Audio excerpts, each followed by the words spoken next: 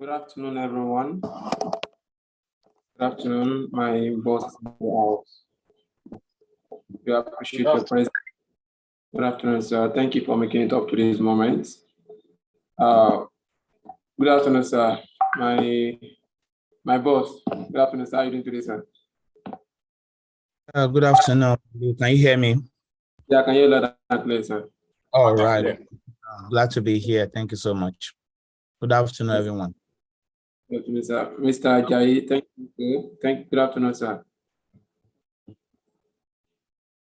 So I'll be broadcasting the invite now so that people will know that we are live already. So kindly exercise some patience while we'll call people's attention. Thank you very much. Thank you so much. All right, sir. So meanwhile, I'll be making a couple of persons the host, co-host, so that in case network disappoints me, we can always take charge. Okay. Co-host, Mr. Co-host. So let me quickly go around. I think let me mute myself first.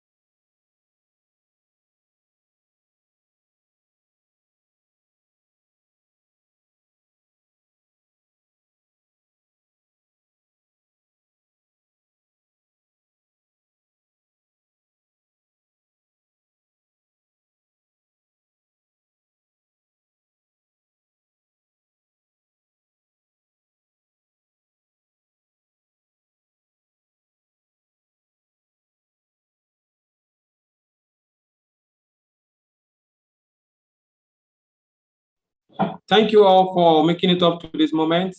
This is another episode of Safety Mentor Aliola, the Zoom safety webinar series. And today we'll be having with us one of our safety mentors in health and safety, and also Mr. Benga Ajayi, who is also one of our mentors. For those who know him very well, you will know that he's one of those mentors that decides to have his own self just one side. He doesn't like to be pronounced in the public space. So we'll be having them today, and unlike the regular trainings that we have on various topics, this topic is quite very new. Not really new, but its application in the area of health and safety is still at the early stage, especially in a country in a country like Nigeria. So having this opportunity to learn this, to know about this at an early stage, I think is a big plus for us. And we have with us experts in the field of dangerous goods management. So we know one of the speakers already. We know him to be very versatile, to be very eloquent, to be very to always deliver to us, assist us when it comes to this. Let's mute ourselves unless we will get such person out. Please kindly let's mute ourselves. It's good when we mute ourselves so that we won't distract the class. So we know him very well, and he will be taking us through this section together with other safety mentor as well. Please let's exercise patience so that we can get a good number. By the time it gets to 5:10, that is 10 minutes after 5, we will kickstart. That is in 2 minutes time. We will kickstart the training properly. Thank you all. We appreciate your presence. We appreciate you for all you do always. We appreciate your concern about health and safety, for taking your time, your data, your everything to be present at this moment. It's a decision of yourself. You might decide not to come. You might decide not to have this weekend to rest, but you have decided to spend the next 2 hours with us. We appreciate your presence. Thank you so much. By the time it's 5:10, we will kickstart immediately. Thank you and God bless you.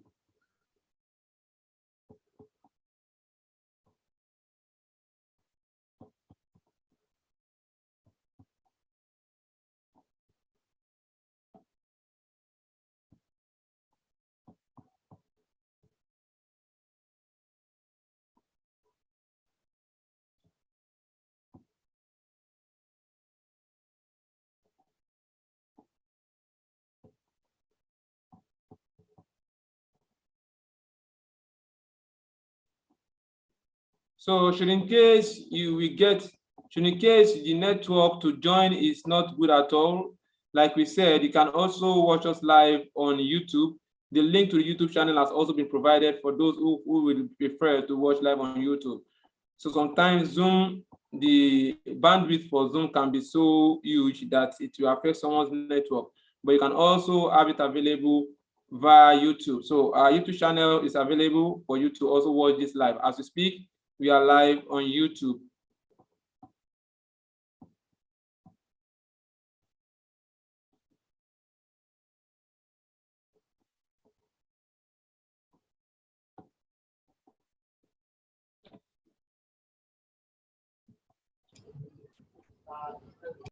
Let us endeavor to mute. It's very important that we mute so that we will not distract the learning process.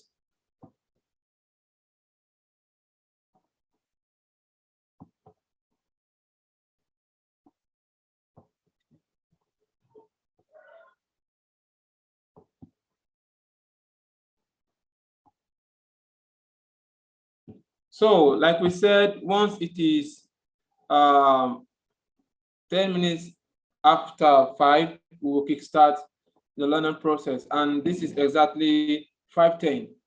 So, moving forward is introducing.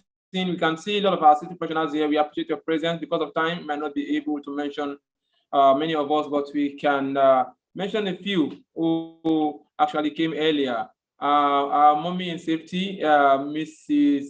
Remy Omalade, thank you very much for making it up to this moment. We appreciate your presence. Mr. Michael Ejiro, Mr. Easy, Abanom, Mr. Abdulakim Mukhtar, Otto Orient, thank you so much. Aninure, thank you, Abdul Basit, Mr. Emmanuel, Mr. Daniel, Mr. Isaac, Engineer Daniel, thank you all for making it up to this moment. Mr. Kilichi, Ms. Kilichi, Mr. Abdulaziz, thank you, Mr. Emmanuel Kasali, and Jerome, and every other person, because we have a quite good number here. So let's go straight. Like we said, we know one of our speakers, and every time I try to read his profile, it's always shaking. But because we have two speakers for today, and they will decide the modality for today's training. We know and Mr. Dapo Molade very well, and also we have Mr. Olubenga Ajayi. So I know to proceed with the training, we'll first start from our safety mentor, Mr. Dapo Molade, who will moderate today's training. Thank you, sir. Over to you, sir.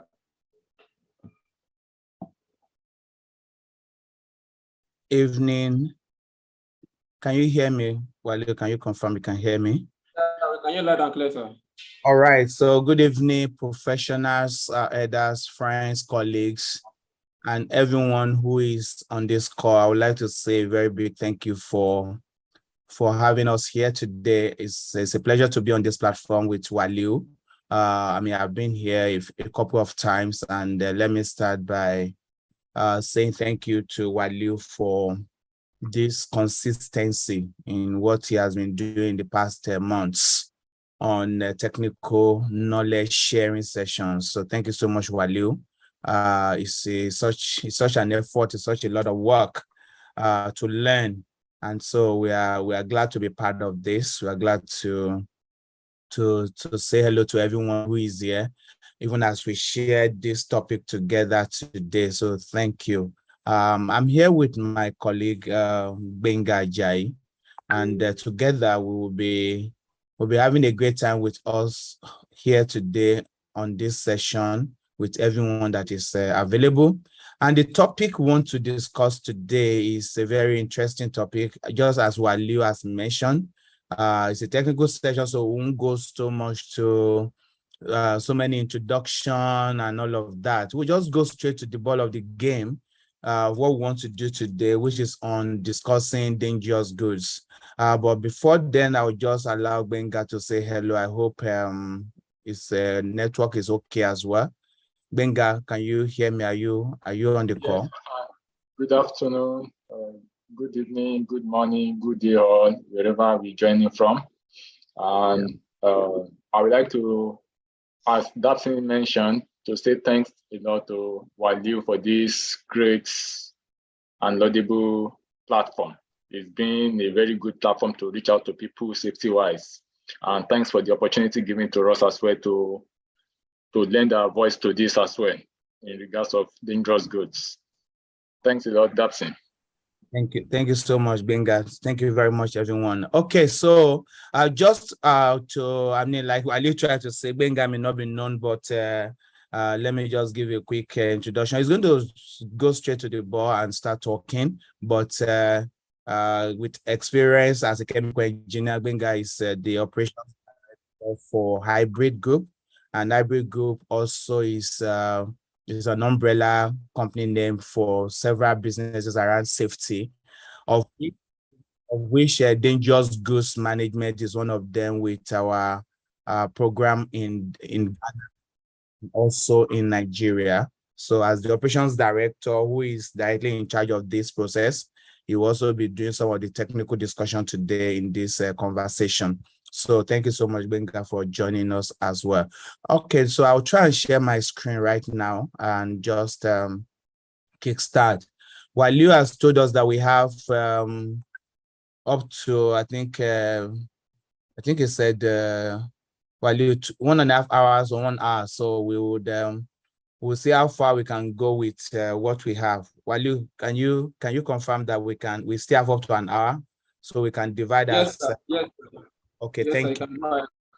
All right, thank you. So I'll see how much you can do in this 1 hour or 1.5 hours of discussion. But of course, when I was having the conversation with my colleague Benga, this session that I want to do now, ordinarily as a session, is about 8 hours session.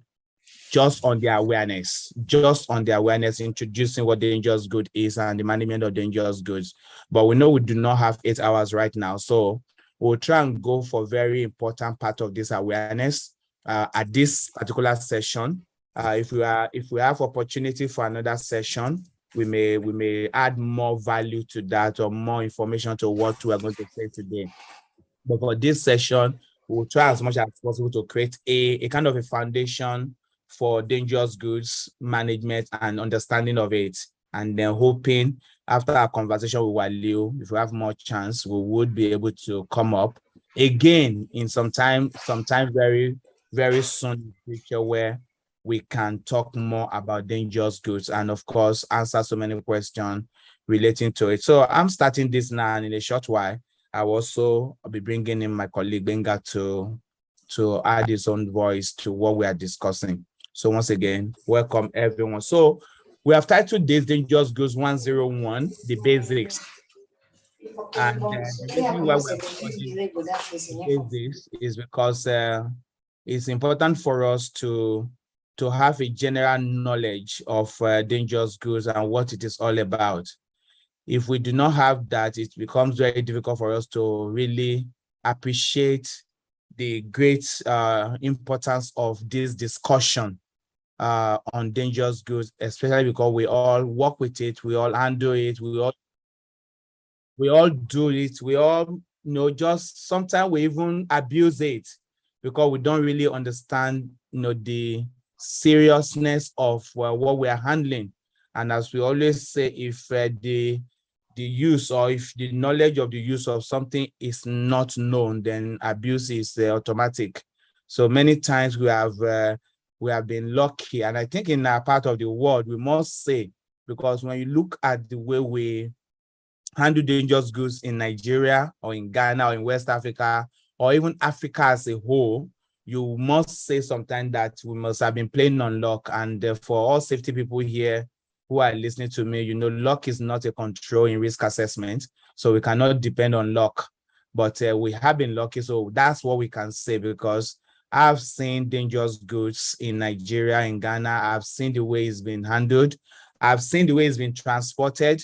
I just drove in now from Abeokuta and I saw some things on the road, and I couldn't just, if I were not driving, I'll possibly have been taking the pictures to show you guys to see, what we have on the road sometimes that you have to compete with, even as a user of the road. And you are right there behind a big container that is carrying very dangerous goods that you don't even know. And if anything happens, you cannot escape. But again, we have been lucky, but luck is not control. So that means we cannot be lucky forever. So we need to start thinking. And this is very important for safety people, because this falls to a large extent under our purview. Because what we claim to do, what we say we do as safety people, is to ensure the safety of the workplace personnel and the workplace, the people and the assets. This is our job. This is why we have been hired. Sometimes we don't really understand fully why we are in business or why we are in the industry. Our job is to make sure people are safe. So we protect the people, we protect the environment, we protect the assets, and then we now protect the profit of the business. So if this is what we do, then our handling of dangerous goods, a very serious knowledge is required from us to know how to handle dangerous good, how to use it, how to transport it, and give very good advice on what to do about it. Otherwise, our job is not complete. So what am I saying from start? That this aspect of safety still falls within the purview of every safety professional. Every one of us, once you call yourself a safety professional, this still falls under your purview. You may now start talking about further specialists in this industry, because we have people that are called DG specialists, DG advisors, that dangerous good advisors, dangerous good specialists. No, you can get to the point of specialization in dangerous goods, but at the initial stage of the whole thing, before you even get to that level, it is still part of what we need to do. So this learning today is also to give us that aspect of knowledge that we need to be able to advise in our industry, in our workplaces, how we are dealing or how we are using or managing our dangerous goods. So in this session, we are going to look at knowing the meaning of dangerous good. I'll be using an acronym here. So when you hear that, please know, I'm not talking about Director General. I'm talking about DG, dangerous goods. So because in the industry, we call it DG. So when you are and you hear DGs, they are basically talking about dangerous goods. So we'll look at a meaning of the term dangerous goods. We'll try to understand the need for the regulation of the transportation of dangerous goods. Very important. Why do we need to regulate the transportation of dangerous goods? We are going to show some awareness of the risk that is posed by the transportation of dangerous goods and the consequences of mishandling. When we mishandle or we do not take proper care of dangerous goods, what are the and these consequences I want to tell us here, they are beyond what you can imagine when they happen. So we are going to understand the classes. So while we say there are several types of DGs, they've also been classed into different classes. There's a categorization of dangerous goods that bring them into different classes. We understand the need for using the correct packing in transport of dangerous goods. So that's an interesting part of it. How do we pack dangerous goods? So we talk about packing, labeling, placarding of dangerous goods shipments. We try to understand. Sometimes we receive dangerous goods and we see the way, or we receive some goods and you see the way they package them. And you're wondering, why did they have to put these things inside? Why did they have to guard it this way? It's because those that have done it over there have packed it in the way that it should be in order for you to be able to receive it safely. And then we'll look at emergency response as well. I'll see how much of this we can discuss today. So, but let's move on. Introduction to dangerous goods. So let's first understand what DGs are. And if you look at it here, we say dangerous goods are items with hazardous properties, which if not properly controlled, that is where you need to underline. If not properly controlled, they present a potential risk to human health and safety. Infrastructure, that's assets, and or their means of transportation. So you see what I said from the beginning right now. If dangerous goods are not properly controlled and managed, they pose potential risk to human safety. And that's why I said all of us as health and safety, you can see very clearly that what we are talking about now is one of your duties. It may not be written as a JD for you in your employment letter yet, but indeed, if something poses potential risk to human health and safety, then you know you have something to do about it. To the asset as well, and of course during transportation. This includes obvious things. So we have some obvious things that are categorized under these dangerous goods. Explosives, biological agents. We are still in the era of COVID-19. And you guys will understand, you may not understand that during the COVID-19 pandemic, a lot of activity happened under this scope because biological agents, biological viruses, like the one for COVID-19, are all part of what we call dangerous goods. Radioactive materials, flammable liquids, dangerous or volatile chemicals, acids, gases, poisons, aerosols. Name them as many as you can. And the question I'm going to ask now, if we can have opportunity to talk, Walil, if people have opportunity to talk, is to ask, how many of us here have not had any opportunity of handling any of these things? Can we have some conversation in the room? How many of us handle this regularly in our workplace? Can I have a yes? You may want to send a chat if you don't want to talk. How many of us work with this? How many of us work with this? We even handle them, or you are even responsible for them in your workplace. You can say yes on your WhatsApp. On the chat room. How many of us use this? Yes, I thank you very much. I've seen a yes already. Yes, some are raising their hands. Thank you. So I'll be very surprised to have one or two people here who are safety people and are not using, especially what we call chemicals generally. Some of them you may even have forgotten that they are chemicals because of the you may have forgotten that they are chemical because of your use, your closeness to them. They are so you are so used to handling them. You play with them. You even carry them. Sometimes you are even, you are even playing with them without knowing. Yes, that these are very dangerous, goods that you are carrying around or you are using. Thank you. So you can see yes in the room. So many of us are involved in the use of this. Some of us are not even using them just domestically. We're even involved in the industrial usage of this, Okay, somebody said, I have done my seismic just, but it was handled by professionals, approved by a security agent.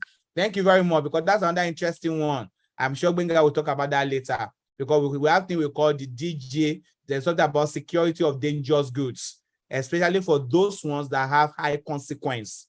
So somebody is talking about dynamites here, when you have such thing, there's sometimes there are specialists that have to handle them, not just yourself. Thank you very much for that comment. I think from one of us here, that's Ejiro Michael. So we work with this, but we need to understand that they are indeed very, very important for most of what we do. All right. So common items that can cause problems during handling also include dangerous goods. Some of them is even during storage. They are stored in warehouses. You are in charge of the warehouses. Some of the warehouses, after storage, they give you conditions of what the warehouse must be. For example, they will say things like, make sure that this warehouse is protected under this temperature. And people don't even understand why. They say, why should we put an AC inside the place and put a good there? It's because you have something there that can potentially hurt everyone. So thank you for the poll. Have you heard about dangerous goods before? Quite a number of people have heard about it. So that's very interesting. Thank you very much. Good poll to see those. Some are, okay, we have one that is saying maybe. All right. So I'm sure it's a growing topic that many of us are beginning to understand. But indeed, I can tell you very clearly, very closely, that in Nigeria, the management of dangerous goods is at its lowest ebb. It's still at the infancy stage, except for maybe one or two sectors. Aviation would be a very good one there, where they manage dangerous goods and they understand what it means. But in many other sectors, it's a very unknown thing to so many people. So, but I'm glad that at least we have good percentage here of people who already understand what dangerous goods are. Thank you very much. So flammable substances, toxic substances, corrosive substances, and all of these are all what we term as dangerous goods. All right, thank you. I don't know if Waliu, do you want me to share the result of the poll or you'll share it later? We'll share it later, sir, so that I don't distract the class, sir. Thank you, that's fine. So that's fine. So let me just take that off my screen. Right. Because the poll is blocking my screen right now. Okay, sorry for that. Yep. Have you been able to remove it, sir? Not yet, but I'll take it off. I have. Don't worry, I've done that now. So thank you. So we'll share that later to see. So just to let you know that there's a poll going on, just for us to know how many of us already have understanding of what DGs are. So use of DGs. Many industries require the use of DG as raw materials. Some even produce the DGs as finished products that are used industrially or even domestically. DGs are widely used in many industries, such as the oil and gas. And somebody has just mentioned to us now in the dynamite or bombs, in exploration and mining, in aviation, very much, in manufacturing, very much in pharmaceuticals. A lot of DGs are used in pharmaceuticals. Other places that we have not even listed there include the hospitals. There is so much DG. In fact, in some of our businesses in Nigeria, it's hospital that we have had contact with, because when you have all this lab analysis, you are collecting samples. Some of us don't understand that some of those samples travel from Nigeria to other parts of the world for analysis. They collect a sample, a human specimen, for analysis in the hospital. Some of them are transported to the US, to India, to Europe, before they can come back with the results. So when they're telling you oh, this result will not be out 24 weeks. You don't understand why. Because those samples are removed from Nigeria and transported to those places to go and analyze. And during that analysis, they must transport them in either most of the time through airlines, and they must be properly managed. They must be properly packaged before so. If I saw them, we have some documentation behind it before they can be allowed to be shipped, in airlines. So this is to show you the extent and the scope to which dangerous goods are. These items are usually required to be handled, transported, warehoused, processed, and used from day to day. Day to day. So it's a constant, especially for companies that use DG as raw materials. That means their production process depends on the availability of this raw material. So you see the trailers and the containers coming in, and they're removing the stuff inside, and they're putting them in the warehouse, they're bringing them out and taking them to the lines to use. All of this, are termed dangerous goods. They may not be in the same level of consequence, but they are still, when we start looking at the classes of dangerous goods or the DGs, we will understand more, what all of this entail and why each of them is classified the way they are, right? So the handling and transportation of dangerous goods are controlled and governed by a variety of different regulatory regimes. So I want us to understand that there are regulatory framework for the handling and transportation of dangerous goods. And these regulations framework are not just national, because you must have them as a national regulation. You also have international standardization from United Nations on how to handle and use them. So you'll find that when you see some of those goods and you receive them and they are in certain packaging, you see some documentation behind it, it's not because they feel like doing it. It's because there are rules and regulations, there are directives on how they must use and of course transport those things. So it's a very regulated part of our job or in the industry. But again, like I mentioned, in Nigeria, you see some things and you're wondering, do we really understand? I don't know if anybody has been here. I want to travel before, and you say you are carrying palm oil and you are being disturbed that you cannot carry palm oil from Nigeria to London to go and cook, and you're wondering why. It's because of some of those regulations that ensure that that liquid has to be packaged in a certain way. Otherwise, you cannot move them, just because for you, it looks like it is food. But when that gets into the plane or into movement without proper packaging, there can be problems with that transportation. So you have the national, the international, and of course, what we call the United Nations model regulations. This will include things such as regulation for the safe transport of radioactive materials. These ones are really very regulated. There's so much concern about them when they are being moved from one place to the other.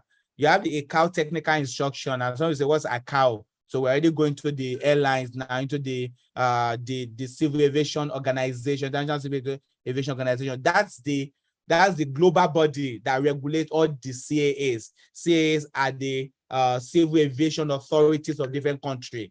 Example for Nigeria is the NCAA. You'll be hearing Nigerian Civil Aviation Authority. That aviation authority is a regulatory body.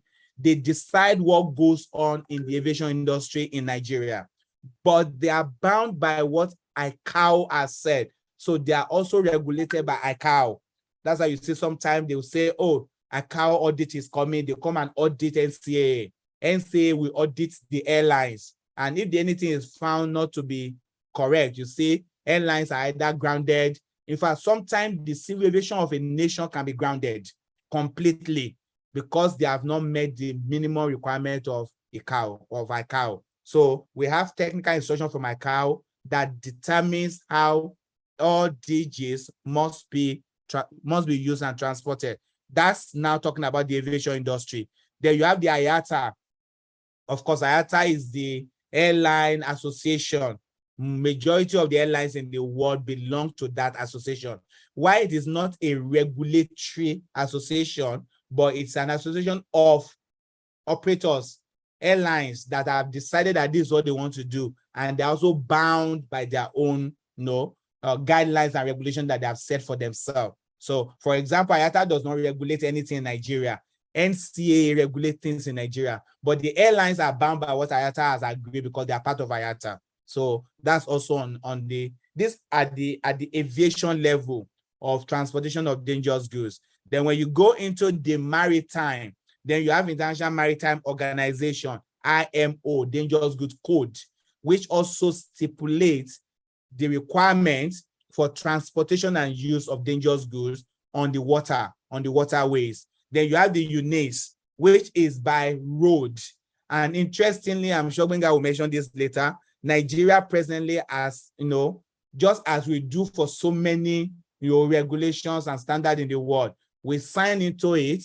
And I think we are the second African country that have actually signed into this dangerous. I'm mentioning this because you are wondering if Nigeria has signed into this since 2018.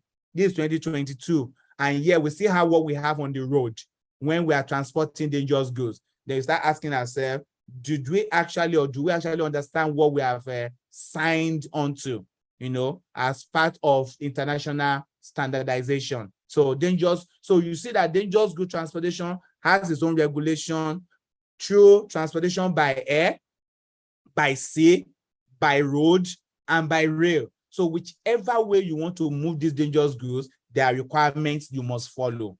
That's why some goods cannot be moved by air in certain quantity. They must go by shipping because of the regulation that, follows this. Then you have the United Nations, of course.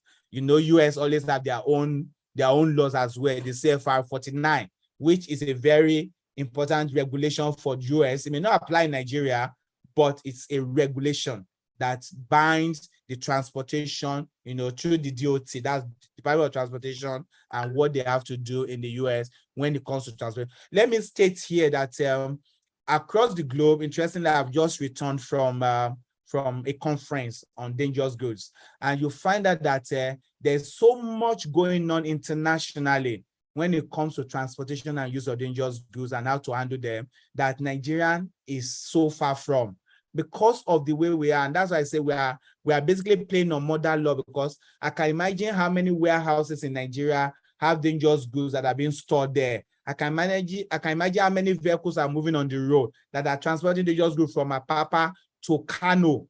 And do you know the funny thing? Sometimes even the drivers or those who are moving this thing do not know what they are carrying.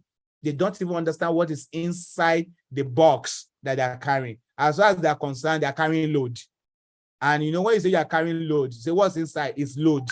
But sometimes what you have inside one of those things can wipe out a whole community. We've had examples of this in Nigeria, so I won't be showing you all of those videos because you all know what I'm talking about. In Ghana, all over the world, this happened, but it's happening so much in our own zone now because of our knowledge of dangerous goods. So just to add a little to this, I'll show us a quick 1 minute video or 2 minute video for us to see the benefit of managing this. Because somebody say, why do we need to manage it? What is in it for me? Several times it's about what is in it for you. When there's nothing in something for you, you also have a right not to really put your effort. So people are always asking, what is in this for me? Let's see what is in it for us when we manage dangerous goods. So I'll just try and play this video, and I hope you can all hear it. This morning, horrific video pouring in of a series of explosions in a major Chinese port city late Wednesday. Watch this surveillance video obtained by ABC News of a man standing near the entrance of a building, the blast decimating the wall, caving in right on top of him. The explosions felt miles away, emanating from an industrial warehouse in Tianjin, a city of 15 million, 2 hours south of Beijing. The chemical material inside, unknown and dangerous, according to Xinhua, a state-run news agency. Xinhua reporting firefighters are now suspended from tending to the billowing flames in fear the mysterious chemicals might pose a further threat. This as the death toll continues rising. Dozens now dead, including firefighters, and more than 500 injured. The house collapsed. We didn't know what happened, says one survivor. During my live report from outside the hospital, tempers flare. A group of apparently distraught survivors, along with security officers, demanding to see the pictures on my phone, forcing me off the air. Police don't stop them, emotions running high. The massive explosions equivalent to a small earthquake, according to a China data center. When you look around at all the devastation here, it's really remarkable. The aftermath found far and wide, buildings destroyed, and cars are completely charred more than a mile away from the blast site. Right. Thank you very much for that. I'm sure you all heard that. I hope the audio was okay. Yes. Yes, sir. Yeah. Oh, good. So thank you. So, I mean, one of the things you will hear in that video is that the chemical inside unknown. So nobody is aware of what is inside, but it felt like an earthquake when there was that explosion. The wall is caving in and several things happening. These are realities. I was also at that conference when I heard about the one that happened, I think somewhere along the Lagos-Ibadan Expressway, which I think was gas issue. So these are realities. And then you can start imagining when you go around warehouses. One of the things that I think Nigerians need to be very careful about now is that you see warehouses that are even situated within residential areas. People storing things within residential areas without even knowing what is inside, you know, and yet they are left like that for weeks, for months, waiting for either buyers or waiting for them to be transported. All of these are potential risk to the lives, property of everyone that is around there. So what's the origin of dangerous goods regulation?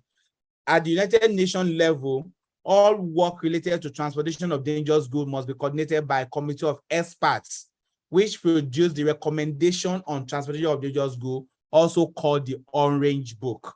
No, this is what we say it's called the Orange Book. These model regulations are recommendation, but have also been used as basis for dangerous goods international regulations. So somebody will ask, okay, does Nigeria have this in place? A very senior colleague of mine and a leader in the health and safety in Nigeria was asking me this question recently. He said, Dapsin, do we have any regulation for transportation of dangerous goods by road in Nigeria? That was the question he asked me recently because he placed so much on the road. And I said, well, we may have what you have from FRSC because that's supposed to be the custodian or the authority for road transportation in Nigeria. But if you go to the highway code and everything, you may not find anything that shows this. So that may not really represent what the regulation we're talking about now. It means at some point, Nigeria will have to create or produce a regulation for the road as part of what we have in the air. Because if you go to the NCAA right now, that's the civil aviation, you will see the regulation that the airlines understand. That's why you don't see airlines behave anyhow. But when you see Dapo and Sons carrying his truck on the road, does Dapo and Sons care about anything? It's also a function of, is there a regulation that says that when Dapo and Sons is carrying a load on the road in a truck, these are the minimum requirements that you must put in place before that truck can move 1 inch. If that regulation is not there and enforced, then there's nothing that you can have that is different from what we're having right now. So the origin of this, so this particular Orange Book covers several things: classifications and definitions of dangerous goods. There's a listing of dangerous goods and what they are. What are the packing requirements? Because the packing requirements for different classes are different. So you need to understand, what am I supposed to use to pack? How am I supposed to even pack this, you know, and all of that. Testing procedures, you know, marking, labeling, and placarding, documentation, special requirements. All of these are contained, which if a country has already established its own regulation, it should also be able to give information on all of these headers to say, these are the requirements, because they already been standardized. You are not creating anything new.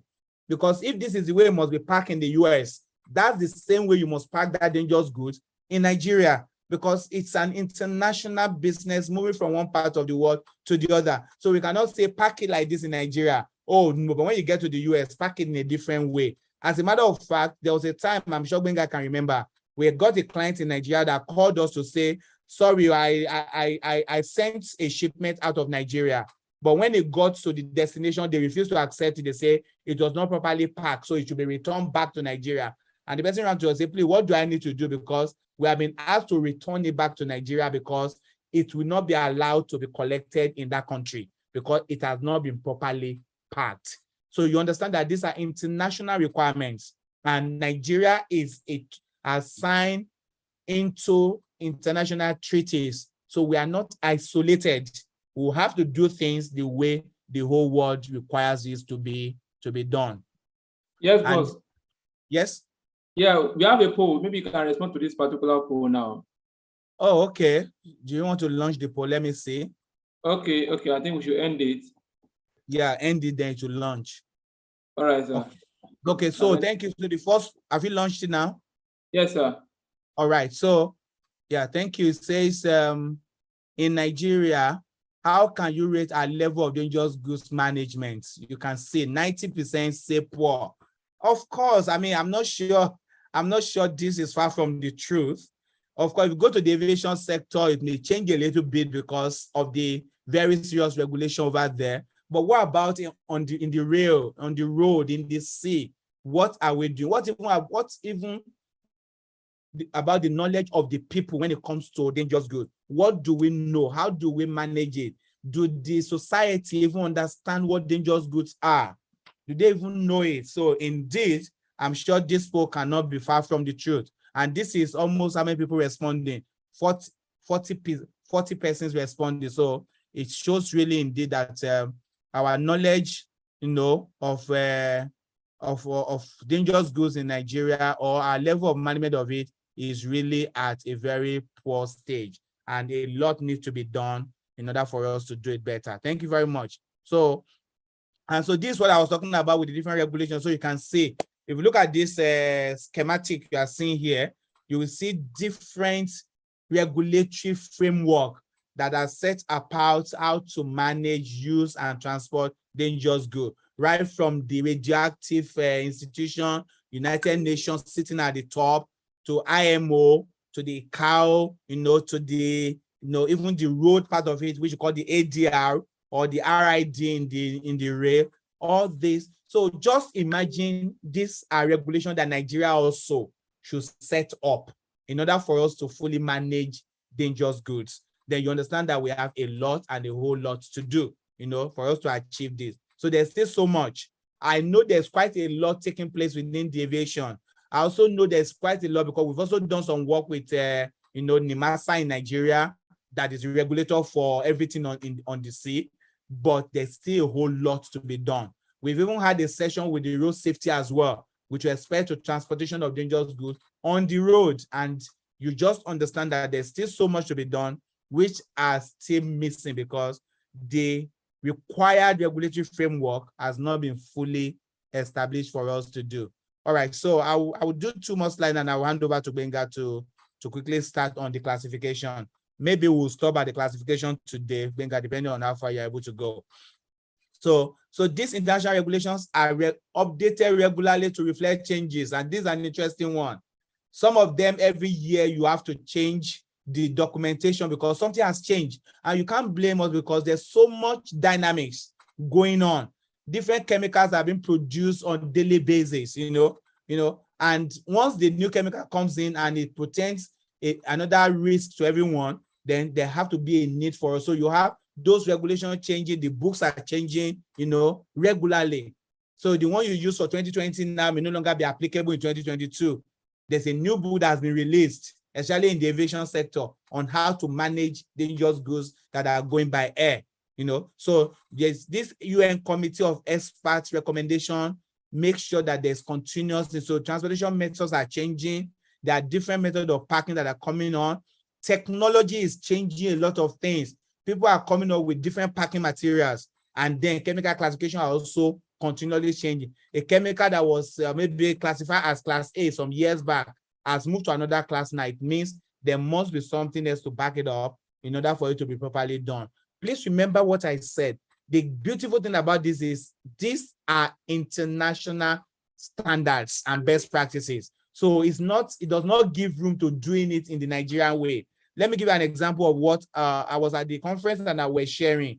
And I said, one of the DGM experts says, one of the things that they have totally stopped in their country is that you cannot reuse a packing material. That you cannot reuse a packing material. And I was like, oh, interesting. Say in their country that it's not just that you will be stopped from using it. If you use it, you will be prosecuted as a business. And I was like, wow.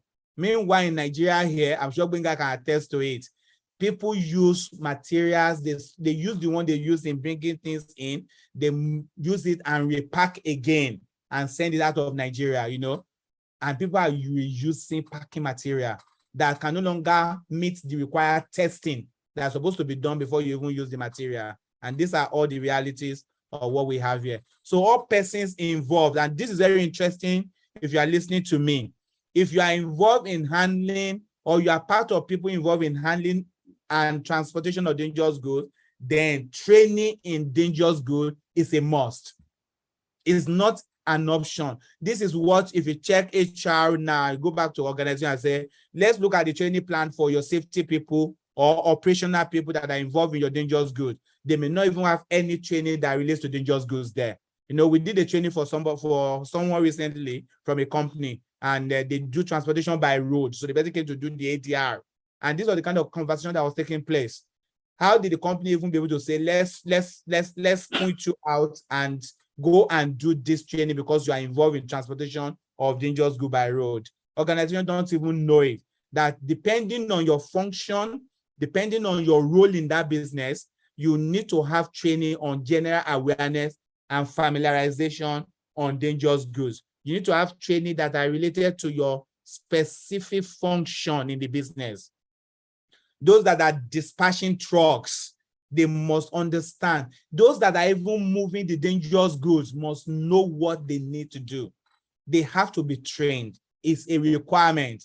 But, if you see what is happening around us, you understand why it is like that, because people who are involved are not trained. And how can you know if you have not been trained? And of course, you also have safety training. These are actually included even in the regulations.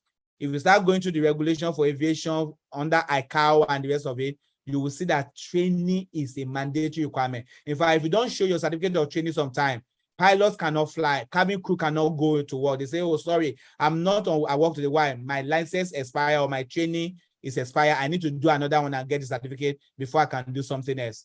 These are all realities of what we have in the world, and these are mandatory. If they're not in place, then we're not doing the right thing. So that is an opening for many of us who are listening right now. How much of training do you have in dangerous goods? Do you have an awareness? Do you do more work that require more in-depth training? Then you need to go for the training as required. My one or two final slides, security. So we also talk about dangerous goods security, which is very important because somebody has already mentioned in the chat room, if dangerous goods are not properly managed, some of them can become, what bandits, what kidnappers, what killers, terrorists can use, because most of what they use to do what they are doing are DGs. So you see sometimes that many countries, regulate the use of some little chemicals that you may not even know, which are used in producing some of these things that are used in destroying people and destroying communities, So security of dangerous goods is a very important part of the whole training.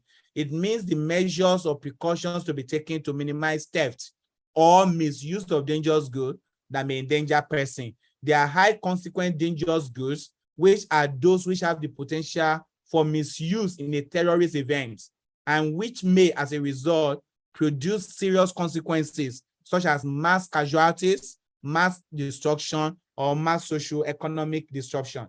I think sometime last year, if I'm not mistaken, there was a DG that was moving somewhere in Ondo State and exploded. I don't know if you guys read that news. When the news first came out, it was very interesting what we're hearing in the news. Some were saying, it's a bomb. Some people have come to bomb the state. They've come to do this without understanding that it was the dangerous good that was being transported that actually exploded.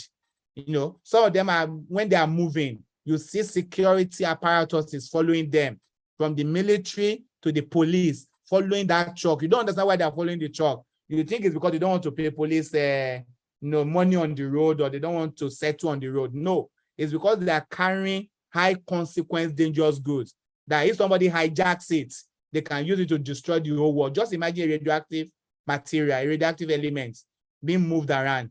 If somebody is not following it as a security or delay, if somebody picks that up, then they can use it to destroy anything. And we have radioactive materials moving in Nigeria because we're into mining, we're into oil prospecting. So DGs like radioactive, they move. Sometimes they move with you on the road without your knowledge. You don't even know. And these are all the things that we need to know as people, as an awareness in this particular session. So thank you so very much. I'm going to hand over to Benga now for the next couple of minutes to maybe under 30 minutes to take us through classification of dangerous goods. How are they classified? Okay, do we know the classes of dangerous goods? Oh, good one. So this is the question that I need you to respond to before Benga continues, so that we see how many of us really know the different classes. Maybe Wally, you can also ask how many classes. Another follow-up question could be how many, because this material has not been shared. So you can ask how many classes do we have dangerous goods into? And that will help to show our level of knowledge in this. So, all right, thank you so very much. So I'll hand over to Benga. I'm sure, Benga, you can share your screen so I can stop my own sharing and share your screen. Is that possible? Yes, thanks a lot. All right, so share your screen. So I'll stop my own sharing. Thank you. Okay.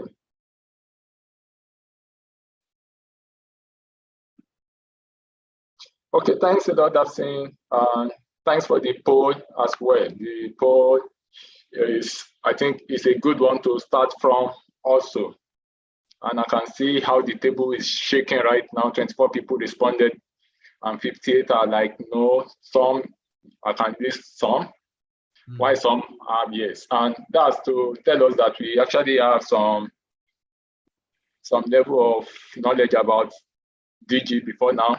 Why some of us as well, we still need some level of knowledge. And thanks a lot to Waliu for this. Okay, I'm not going to end the poll. But it's still ongoing. But at the same time, let me start from where Dapsin stopped. That's from security and security of dangerous goods. I know so many of us may not know. When I look at the origin of COVID-19, I look at some of the review I thought about it. Since we couldn't know the source, it might have been due to security breach from one of the countries, which the country we not want to divert their gas insecurity. So they may not want to come out that, oh, this has been due to security breach and so on. Or so to say, let's assume someone gets hold of, one terrorist gets hold of virus samples. It's a very good weapon to attack maybe a community, a whole nation, or whatever the case may be. And that's why we don't take the case of DG shipments with levity. It's very, very vital that we take it with all seriousness. So the security of dangerous goods is very vital. And the one that requires most better security measure are the high consequence dangerous goods that Dapsin mentioned. And some of these are explosives. As a matter of fact, transporting explosive in civil aircrafts are limited. There are only few exceptions that can be transported by civil aircraft. Most explosives are transported by military aircraft, which are not regulated by the ICAO technical instruction that Dapsin mentioned. And again, another high consequence dangerous goods are radioactive, as mentioned by Dapsin. And Dapsin mentioned this maybe just in part, but I would like to reiterate on this very much, that there are a lot of radioactive materials being transported in our environment these days. And yet, you and I have been put at risk. Because what we know about radioactivity, that's why we are all encouraged not to take X-ray in succession. And even the rays from X-ray is still minimized to some extent. Some of us did physics back in secondary school, and we know what, when we talk about radioactive, that is, they have half-life, which means they are emitting rays. Some of them are alpha rays, which are very, very dangerous. Some are gamma rays, some are beta rays, and so on and so forth. But if they are transporting this thing by road or by any means near our neighborhood, we know we are being put at risk to some of this. And we can see the high increase in rate of cancer and so on in our society these days. This might be some of the contributory factor as well. Some have actually accused some telecoms as well about this, and but what we need to justify with that is let's measure the level of radiation from these masts, which for me, I'm not so sure that is beyond the threshold that is allowed internationally, which is 2 millisieverts per the 2 millisieverts dosage per year per person. Unless if you can justify beyond reasonable doubt, we can take the telecoms also for that to put necessary measures in place. Now, coming back to go on with classification. Thanks for those that have responded to the poll so far, but I would like to start with the classification that we have the classes of dangerous goods grouped into 9 classes. Though we ought to have done the poll on that as well, but since we couldn't do it and I'm not waiting. The poll is there. The poll is there. Benga, they just finished the poll. That's the poll that they are doing now. Okay, yeah. Thank you. Oh, how many classes? Yeah, people are already 11, 9. Okay, very good one. Thanks a lot. So we actually have 9 classes. So and these are based on the kind of hazard that they pose. The kind of hazard that each of these classes pose to human or to the nature, which is the environment. Some of these are, I will start with the first one, which is class 1. We call them class 1 to 9. And in between class 1 to 9, some of them are still subdivided into what we call divisions. But for the scope of this, I won't want to bore us with some of these, but let's know some of the classes and some of the major classes of dangerous goods. Class 1 are the ones we call, okay, before I move on to classification, before I move on to each of the classes, what do we mean by classification? This refers to the determination of whether a substance is considered dangerous good or not, based on the risk associated with them in the process of handling them or transporting them. It might be in the warehouse, it might be when we are transporting, it might even be when we are manufacturing them. What are the risks associated with them? And Daphne mentioned something about palm oil the other time as well. That was, I want to travel with palm oil. I was being prohibited that I cannot travel with palm oil. But I can justify this with FAN, that's Federal Airport Authority, that this is not a DG, which from my home perspective, from my own knowledge, I know it's not a dangerous goods. Because the flash point of palm oil is way, way above 60 degrees centigrade. It's the flash point that there are some criteria that tells us if something is dangerous or not dangerous by mode of transport. And there are some dangerous goods that are dangerous by one mode of transport that may not be dangerous by another mode of transport. An example is magnets, magnetized materials, or any material that can constitute electric or magnetic field. Why do you say they are dangerous in some mode of transport and not dangerous by some mode of transport? Magnets affect navigation because it may constitute a strong magnetic field, which will disrupt navigation. That's why when we are traveling by air, they used to announce to us to switch off our phones, because this phone will generate electromagnetic field, which will interfere with the navigation of the airplane. So this affects transport by road and by air and by sea, because those use navigation, but it doesn't affect transportation by road because we still use steering wheel. But I don't know where technology is going to right now. By the time we start autopilot vehicles, maybe that one will also be incorporated to transport by road. So what are the hazards that these things are posing to human being or to the nature? That's what we mean by classification. We look at the 9 classes in some couple of times soon. Then identification.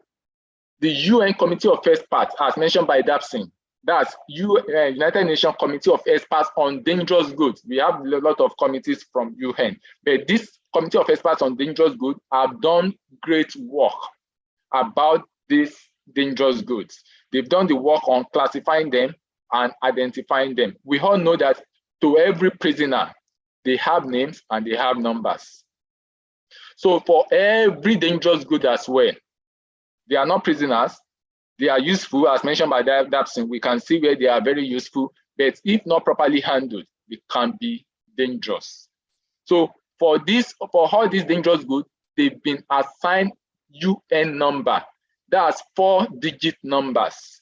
Every dangerous goods will have 4-digit numbers. Some of us may be familiar with this orange panel I'm showing, this orange plate. How do I know some of these dangerous goods? By the time I see this on a truck, it's sending a message. So this is it's not just a design on truck. It's not just a design on any vehicle or whatever. It's sending a message that what that person is carrying is so, and so. So this 1717 under is what shows the UN number that has been assigned to that dangerous goods. And that's what we call the UN number. They are always 4 in numbers. And it always starts with the letter UN when you want to do documentation of such dangerous goods for transport by any mode of transport. UN 1717 or UN 1717. And the name, the proper shipping name is acetyl chloride. We might have some other technical name. Let's take, for example, all of us will be familiar with this poison that is so common in Nigeria these days. This pesticide, what's the name? Sniper. Sniper is a generic, is a technical name. It's not the name to be used for transport. So the next thing is, who is responsible to know this name? UN Committee of Experts has given us guidance. I'm now the manufacturer of Sniper. Every one of us should be aware of what we call the SDS, the safety data sheets or material safety data sheets. So I'm also responsible to produce this material safety data sheet, which tells people on how to handle this. And from there, if my chemical meets criteria to be called dangerous good, then I must provide this name, that's acetyl chloride, and the UN number as required. Other stuff given up, I might not be getting this. I might not be getting there today. The one at the top, X338, that's classification code. It's just additional classification code, which is majorly by road, classification code by road, which X says that this particular dangerous good is highly reactive with water. It should not come in contact with water. 3 shows that it's in class 3, which we are coming to, and 33 shows that it's highly flammable. And 8 shows that it has additional hazard, which is corrosiveness, which we are coming to as we move on. So this UN number and proper shipping name are very, very key. Whenever we are transporting dangerous goods, they are the ways by which we can identify what is being transported. And as well, packing group. Some dangerous goods have packing group. For some of us that did chemistry back in secondary school, we are familiar with when they say conc HCl, concentrated hydrochloric acid. That is very, very conc. And we can see when they say diluted HCl, that means it's not conc. So this packing group tells us the degree of danger that particular DG possesses. It's just like when I buy Izal that is in the conc form, I can't just use that to do anything anyhow. I must handle it with care. But when I've diluted it, I've reduced the potency. That's diluted Izal. And that's what the packing group talks about. It's talking about the level of danger inherent in that particular dangerous goods. Apologies, please, in case we have any question as I'm going on or any stuff that needs to be clarified. Oh, Israelitic said, since I'm not sharing the information, I'm not getting the information that I'm not sharing very well. Maybe he's talking about the slide, but the slide, I can see the slide from here. Okay. Okay, thank you. So when I talk about the packing group, it's just talking about how dangerous that particular dangerous good DG could be. Some dangerous goods may belong to the 3 packing groups. We have packing group 1, 2, and 3, which are represented by one Roman figure, 2 Roman figure, and 3 Roman figures. 1 is the highest packing group, 2 is the medium danger, while 3 is the least danger. A DG may belong to the 3 packing group, or a DG may belong to just 1 packing group. It depends, like our petrol. Petrol, we know, is highly flammable, and it belongs to packing group 2. And diesel, we all know that is not as volatile as petrol. That is, it takes longer time for it to burn. So it belongs to packing group 3. And as a matter of fact, some diesel may not even fall under dangerous goods, because if you Google and check the flash point for diesel, some flash point for diesel ranges between 52 degrees centigrade upward, and some may be out of 60 degrees centigrade. Any flammable liquid that has flash point above 60 degrees centigrade does not meet criteria to be called dangerous good, which I would also like to talk about before I move on. When we talk about dangerous good, we all know what hazardous materials are. These are things that are harmful to human or to earth, and so on and so forth. But all DGs are hazardous materials, but not all hazardous materials are dangerous goods. Again, all DGs are hazardous materials. They are dangerous, but not all hazardous materials are dangerous goods, because some of them may not meet criteria to be called dangerous goods. So in mode of transportation, they can be transported normally, but that doesn't mean we should be so careless in handling those hazardous materials as well. The way we handle dangerous goods, if we can also imbibe similar culture in handling hazardous materials, this will minimize the potential of any incident or accident in course of handling or transporting them. Okay, thank you, that's reiterating that. So I will now move on to some of the, so we need to have the correct classification of all these dangerous goods before we can say we want to handle this. Daphne mentioned something that everyone involved in handling of dangerous goods must be well trained. If I'm not trained and I'm told to drive petrol tanker, and I will use that one as a very good example, from Lagos down to where can I take it to Ilorin. That's why when I'm driving, I don't know what is in the tank. I will smoke while driving, not knowing that I'm carrying something that can kill me or that can kill people in the neighboring environment.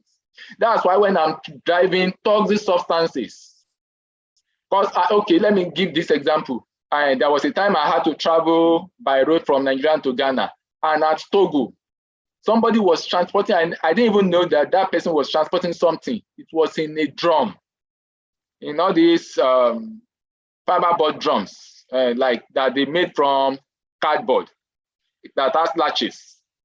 Custom at Togo stopped us during custom inspection. The custom officer said they should open that thing and so on. And the stuff was mainly like camphor or thereabout. What the custom officer did was so shocking to me. He wanted to taste the stuff to know the substance the guy was transporting. From my impulse, I had to shout at him. I couldn't speak French, he couldn't speak English, but I had to shout to caution him that, hey, before you know it, if that thing should be poisonous and he had tasted it and the guy died at home, they will say maybe he just got promoted. Somebody will say it's his father's second wife or third wife that is. And these are due to ignorance, which I have to give this kudos to Waliu for this noble innovation, getting this across to the whole nation or to people who care to listen as well. So we need to understand these hazards that are inherent in some of these dangerous goods and what are our responsibilities. Hello, as sir. Yes, I'm with you. Yeah, we have the poll, so you can also talk about the poll when you are done, sir. Okay, the poll is down now. Yes. Okay, yeah, very good one. Thank you. Let me quickly talk about it because I'm already going into it. So about 59% said are correct about the classes of hazard. We have 9 classes. Some said 11, some none of the above. But awareness about dangerous goods is to some extent acceptable. So that's the poll about. Okay, that's just the poll. And thanks so much, Waliu, for that. And I think we need to, okay. Oh, very good one. Beirut in Lebanon case is a case study. We are coming to all those, and hopefully we may have a follow-up session after this. So coming to our responsibility, I'm the one sending this package. I'm the one sending this goods from Nigeria down to wherever the case may be, or even from Lagos to Kano. And I've sent, which means I'm the shipper, I'm the consignor, and I'm sending it through Waliu Transport Company. And I've not told Waliu what I'm transporting, that is a DG and so on. Hence, putting, if it's a passenger bus, or if it's passenger aircraft, or if it's passenger ship, I put others at risk. Or even if it's cargo buses, I've also put the company at risk as well as the environment. Example is, we have a client who took, who was transporting some bleach. Some of us know bleach. Bleach is a chemical, but some of them make classification for dangerous good, which is organic peroxide. Strong bleaches means the classification of organic peroxide. And this thing caught fire in Kano. And there are some precautions that could have been taken in place which will prevent this. One is they should not be exposed to direct sunlight or any source of heat. If I wasn't told about that is what I'm carrying is bleach, I could have placed it anywhere and it could have caused any incident. So my responsibility as consignor is I must provide necessary information about the goods I'm transporting. And that's when Dapson was talking about classification, identification, packing it correctly, labeling it, as well as declaring it. That's filling the shipper's declaration form that this is what I'm transporting. My airway must indicate it. Every information must indicate it. At times as well, I might need to put the SDS into it, which gives some level of information about what I'm transporting. Then as well, the appropriate competent authority also have their responsibilities. Right now, NCAA regulates what comes in and goes out by our airline. If they are not so keen about the local, you can see when we talk about ICAO technical instruction, he's talking about international. When we talk about IATA, he's talking about international, which talks about international movements. They are very serious about the international movement. For local, they are also trying as much as possible. Also, by sea, if NIMASA is so serious as well, they can also regulate what comes in by sea. So NIMASA is also the one responsible for that, what comes in, and they are also doing their own best in that regard, also still improving. We are collaborating with a lot of these agencies as well. And by road, that's mentioned it. Nigeria ascended to the ADR convention in 2018, November 2018. That means we signed onto this convention. ADR, as a matter of fact, is not and was actually developed by European Commission, which was outfall of World War II when they started operating borderless country. Now I can move from France to UK, from UK to Italy, from Italy and so on, not by road.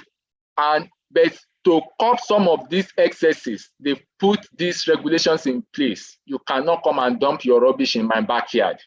You must follow this. So for every country that have ascended to this convention, they follow such. It's just a regulation, it's just a recommendation. Let me put it, it's a recommendation. So it's now left for the country to now take what is required for them and put it in their own regulation and enforce it, which we are also working with federal road safety as well, to make Nigerians safer. Only 3 countries in Africa have signed on to this. That's Morocco and Tunisia. Nigeria is the 3rd country. Kudos to Nigeria ascending onto that, but implementation, we hope to see such manifesting shortly. Some companies are already working on this, going ahead to put some of these things in place.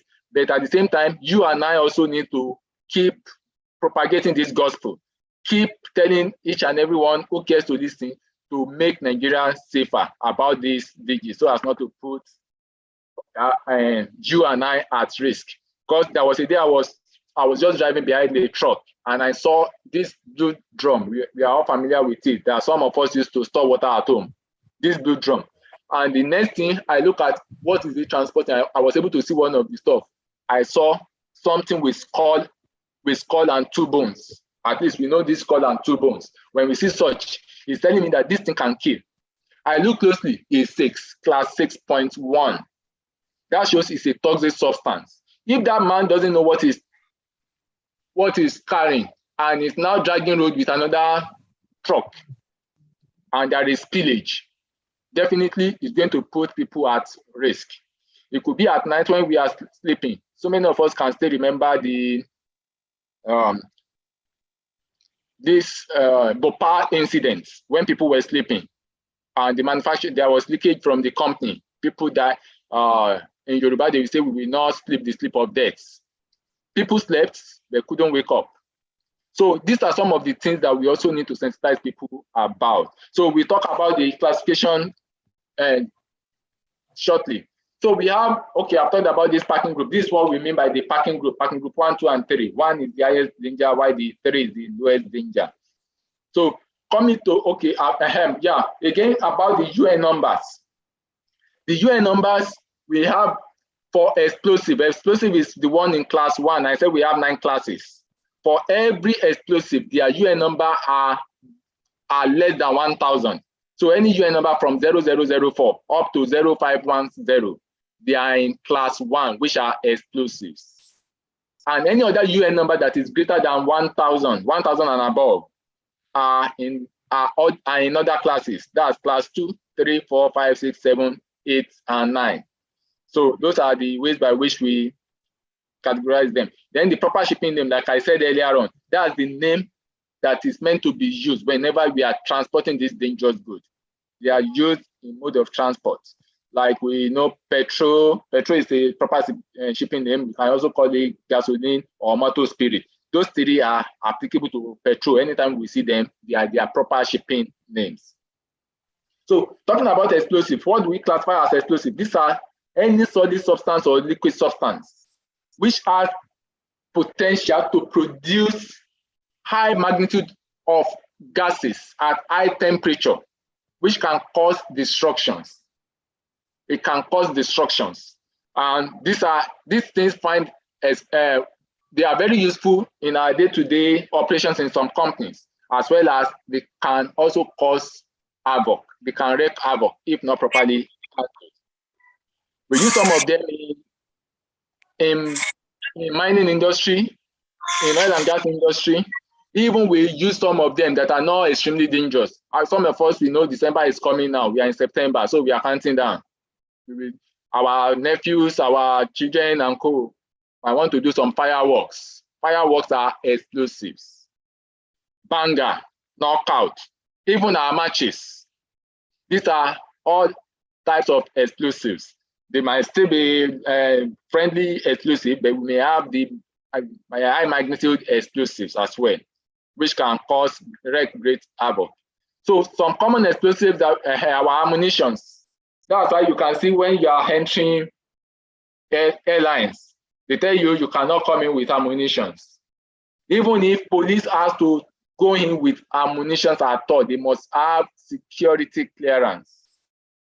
Ghana will not allow you to bring in ammunition into their country. It's one of their state variation by air. You cannot bring it to our country. So if you need to take in ammunition, if you have police escorting any diplomat out of Nigeria to Ghana, and you need to get clearance and exemption from GCA, that's Ghana Civil Aviation Authority, as well as their security, their national security outfits. So you need to get such. So we use some for blasting, we use some for some are igniters and so on. These are some list of some common explosives which are very, very good. We use them, but if not properly handled, they can cause great havoc. An example is there was one incident in Ghana early this year in January. A truck was transporting explosive to a mine, and an Okada ran in front of the truck, ash brake and so on. Before you know it, it led to the car and the truck crashing and exploded. It affected the whole village. Their farmland was affected, as well as their properties, and some lives were also affected. It was a gaudy scenario, but could it have been prevented? Answer is yes. If measures have been put in place, and if the Okada rider knew what was coming, by the time he knows that he needs to give way, or the person even driving the truck, the vehicle, will also have applied some level of safety in ensuring that it drives gently and not dragging road with Okada man. These are some of the things that we also need to sensitize our employees, our neighbors, and everybody we care about, to let them know some of this. And class 2 are gases. These are the ones we call gases. And you say, how can gas be dangerous? At least we've seen situations whereby our LPG gas cylinders have caused accidents. There was an incident close to Redemption Camp of Crescent last week Monday. Yes, last week Monday, a CNG plant that was on fire, that exploded. So these are some of the stuff that we also need to put into place. So we have some gases that could be, for gases, we have them in 3 divisions. I didn't talk about the divisions of explosive. We have 6 divisions of explosive, but I won't bore us with that, since most of them doesn't even concern us. But gases, we have them in 3 major divisions. Some are toxic gases. That's 2.3, division 2.3. They are toxic, which means if toxic gas is released, none of us is safe unless you can live without breathing. And I want to believe that nobody can live without breathing. We all inhale. And if our environment is polluted, that means we are all put at risk. Some of these gases are flammable.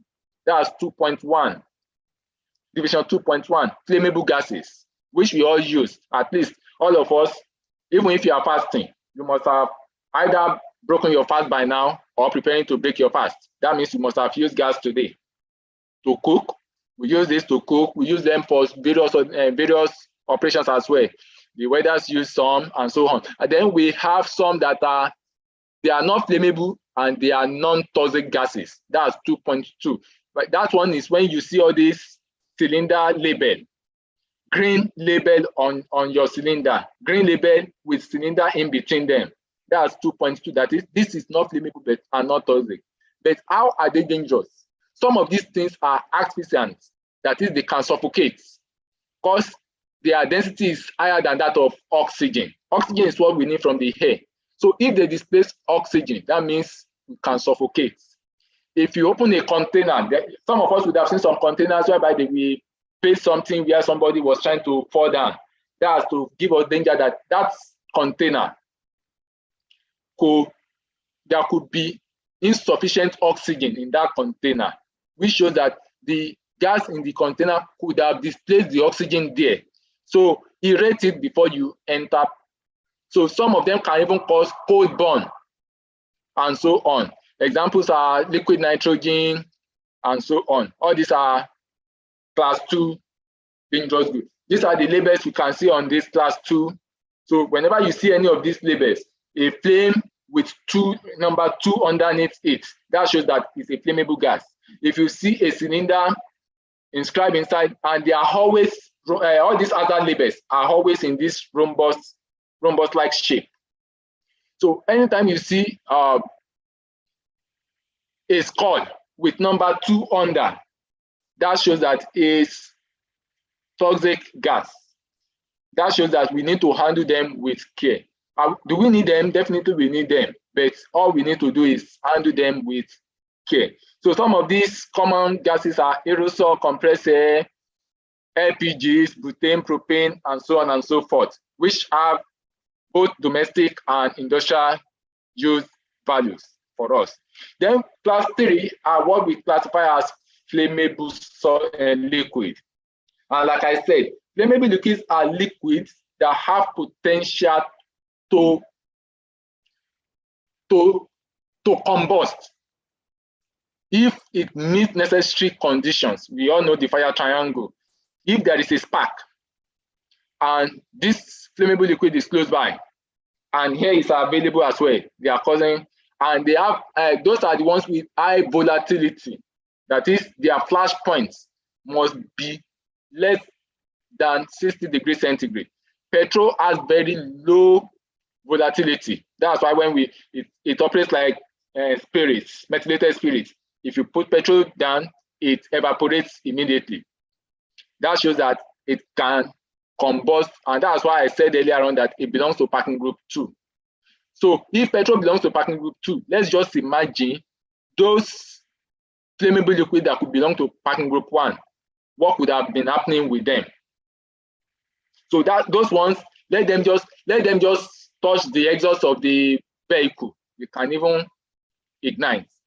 So that's why when they tell us put some of these measures in place, it's just for our own good. We need not to, no, I've seen so many people coming up with so many theory and so on to defend. What if they tell you do this? What if you do it and it doesn't? I've been doing it. We know how so many, especially for some of us that are on sites, that are working with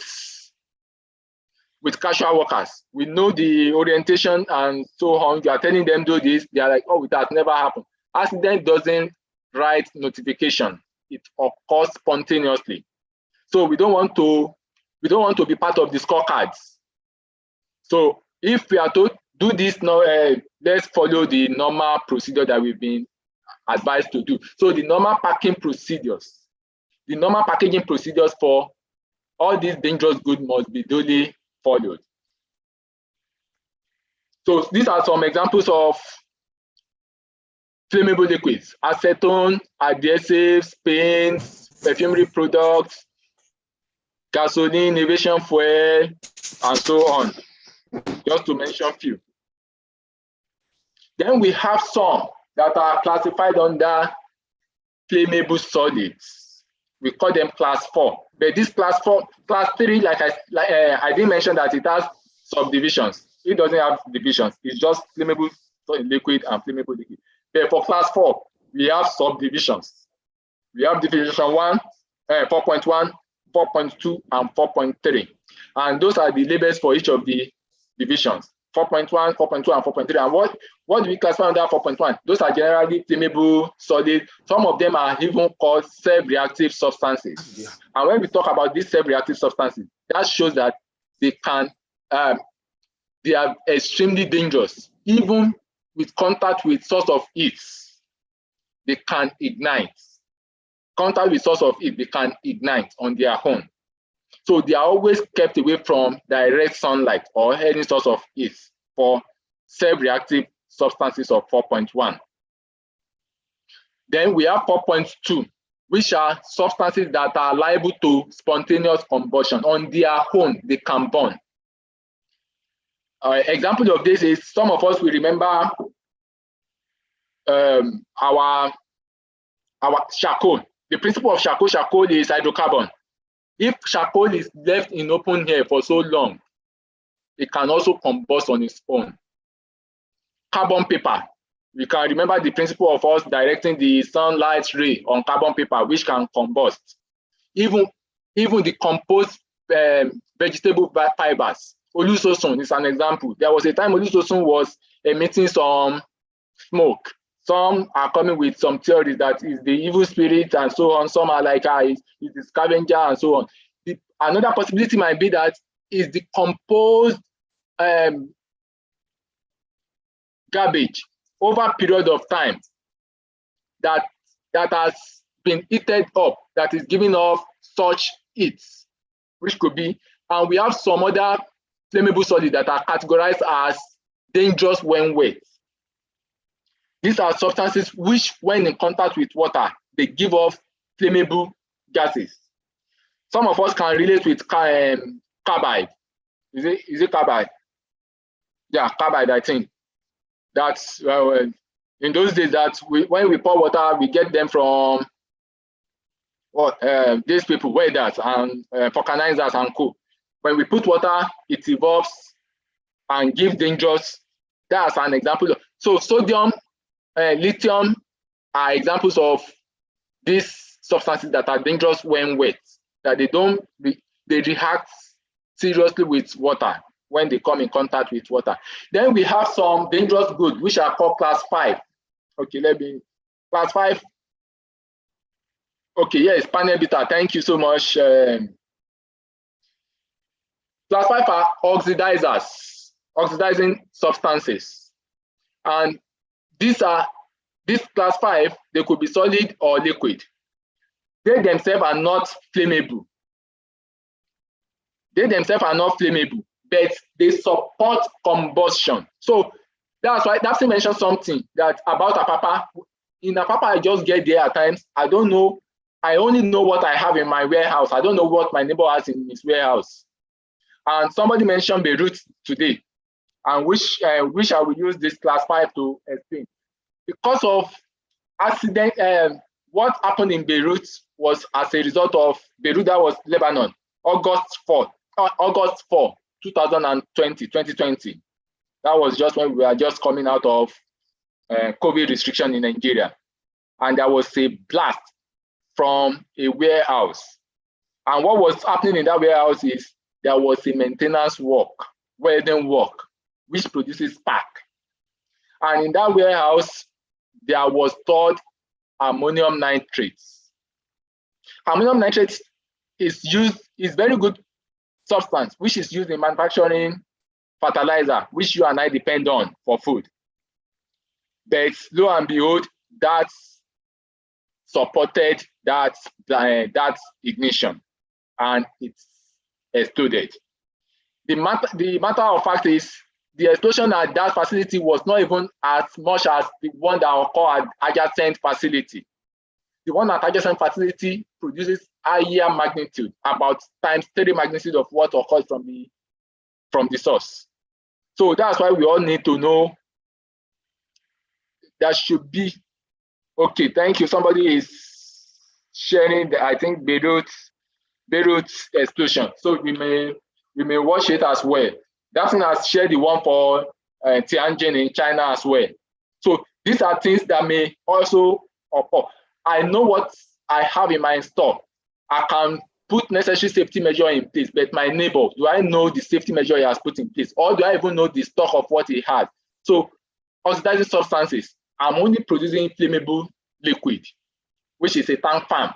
I put all measures in place in case this happens, but I never knew my neighbor has something that will support combustion, which is oxidizing substance, in front of me. And there are a lot of other companies that have been exposed of recent with their operations, which are not known to the government. And that's why we also need to declare whatever we are doing to the government, so that government can put necessary measures in place. Either we like it or not, Lagos State has some measures in place. There is safety commission in Lagos State. If they don't know what to do, they know how to consult the necessary quota or the necessary experts to help them with it. So if you see anybody working or producing anything, do not hesitate to voice it out as well to the necessary authority. So for oxidizing substances, we have them in two folds, two divisions as well, 5.1 and 5.2. 5.1 are generally called oxidizing substances. These are substances that releases oxygen. And you know what oxygen does to fire? It blows it. Apologies, you can't see me blowing it. It blows, it gives life to the fire. So it supports fire. Same thing with organic peroxide, which is 5.2. Organic peroxide has excess bond, which some of us may not be able to relate with in chemistry. And they will release such bonds to give off hydrogen, in which it helps to support combustion. It has its own chemistry aspect, which we will not go fully into right now. Then we have class 6. Yes, under this class 6, before we proceed, I will also show us just short video. And I will like to see what will happen. Before I show the video, I would like to ask one question. They are toxic substances. Class 6 are toxic substances. You know, we've talked about toxic gases. That's class 2. It's same kind of label that they have. The only difference is for class 2, it will have number 2 underneath, but for class 6, it will have number 6. Class 2 are gases. They are stored in cylinders, while class 6 are either liquid or solid. They might be in dust, powdery form, in dust, haze, and so on. They are all class 6. And these are things that are dangerous that affect human health. They can affect human by 3 major modes. Either they come in through our mouth, that's oral, through our nose, inhalation, or through our skin, that's derma. And those are the ways by which they are being classified as well for the criteria for toxic substances of 6.1. And some are also of 6.2. These are infectious substances, which we knew the days of Ebola. It's an infectious substance. Now I will call Wali. Wali, you will be the one to help us carry Ebola samples from Lasut to the isolation center, or from isolation center to Lasut. I want to believe that Wali will run away. You are laughing. Okay, because they are very dangerous, and either we like it or not, I've seen some medical practitioners. These are people who are meant to be protecting us, who have been put in harm's way, handling some of these infectious substances without packaging them properly, without proper handling of this. Hence, we are putting them in harm's way. Same thing, COVID came. We didn't even learn from the handling of what do you call it? Ebola and samples handling. We also put our medical team in harm's way in this line as well. Because infectious substances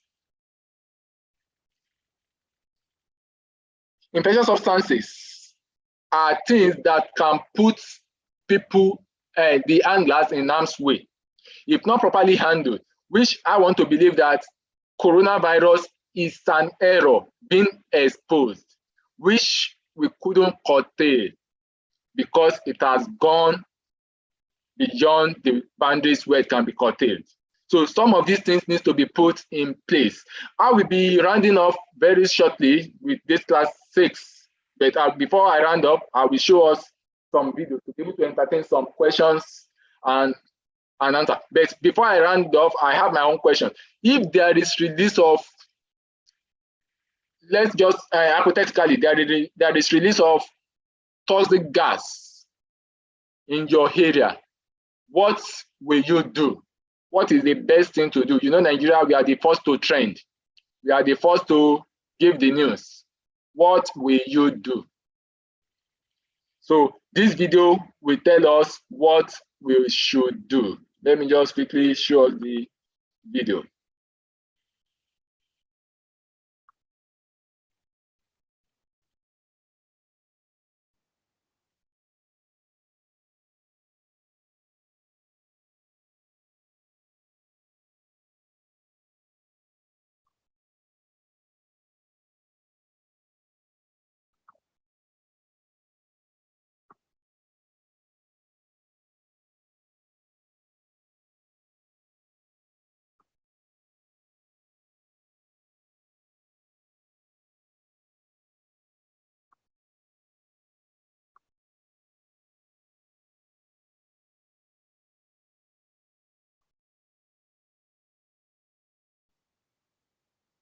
Hello, sir.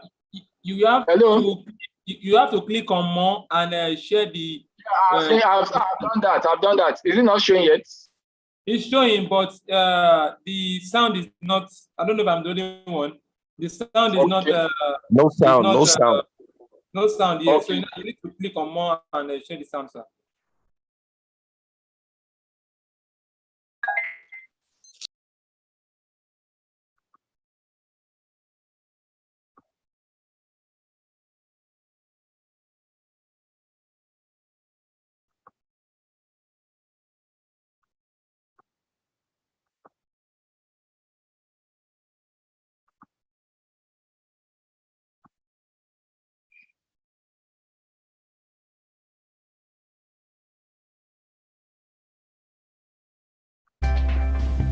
3 people were injured in an explosion at a chemical plant in northern Spain on Thursday, and authorities advised residents of several small towns near Barcelona to stay indoors as a large toxic cloud spread over the area.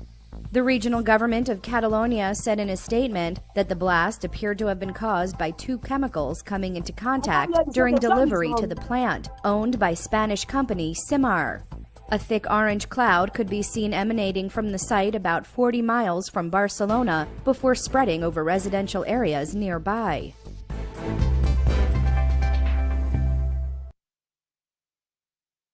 Okay.